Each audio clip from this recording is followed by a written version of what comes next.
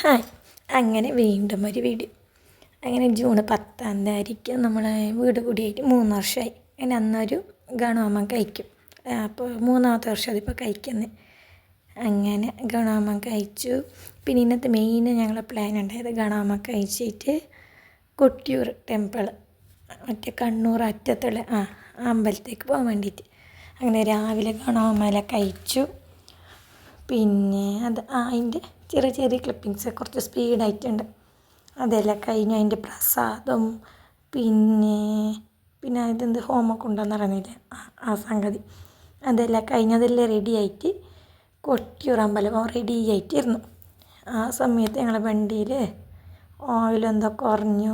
അങ്ങനെ അത് നേരാക്കാൻ വേണ്ടിയിട്ട് മിസ്റ്റർ ഹസ്ബൻഡ് ടൗണിൽ പോയി അതെല്ലാം കൊണ്ടുവന്നു. പിന്നെ ഇത് പിള്ളേരെ കിളി പറഞ്ഞുകൊണ്ടിരുന്നു. അങ്ങനെ കറക്റ്റ് 7 മണിയാകുമ്പോൾ നമ്മൾ വണ്ടി വിട്ടിട്ട് ഒരു 9 മണിയാകുമ്പോൾ ചായ കുടിക്കാൻ കയറി. എവിടെ അറിയാം, അഗ്രഹാര റെസ്റ്റോറൻറ്റ്, അത് എവിടെയാണെന്ന് പേര് നേരെ ഓർമ്മയില്ല.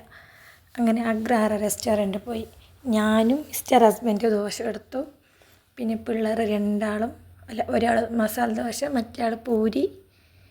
പിന്നെ ആ സമയത്ത് വലിയ മിറർ നോക്കിയിട്ടാകുമ്പോൾ അതിൻ്റെ ഒരു കൊപ്രം.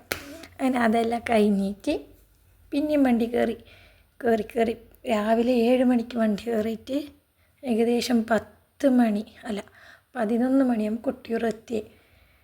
പിന്നെ ഓടപ്പം, അടുത്ത സ്പെഷ്യൽ ഓടപ്പം വീഡിയോസിലെല്ലാം കണ്ടത് നല്ലത്. ഫസ്റ്റ് ടൈം അവിടെ പോയിട്ട് കാണുന്നത്.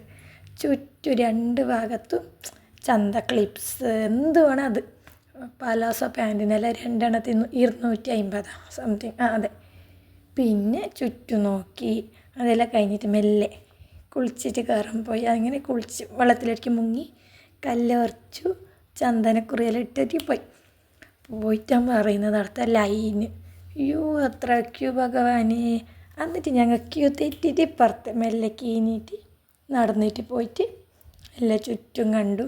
പക്ഷെ അവിടെ എന്തോ ഒരു സമാധാനം, അവിടെ പോയിട്ട് വരുമ്പോൾ നല്ലോണം സമാധാനമുണ്ട്. ഈ പ്രകൃതിയും മനുഷ്യനും ഒന്നു ചേർന്ന് അങ്ങനത്തെ സംഗതി പോലെ ഉണ്ട്. പിന്നെ അവിടെ 2 ആനകളുണ്ട്, നല്ല ആന.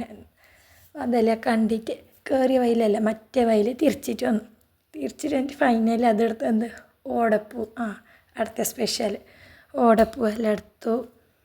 പിന്നെ വണ്ടിയെല്ലാം എടുത്തിട്ട് മാടൈക്കാവ് വന്നു. മാടൈക്കാവ് കയറിയിട്ട് രാത്രി റിട്ടേൺ വരുമ്പോൾ ചെറുങ്ങനെ മഴയെല്ലാം കിട്ടി.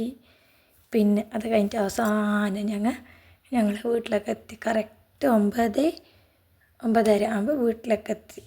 അങ്ങനെ ബൈ.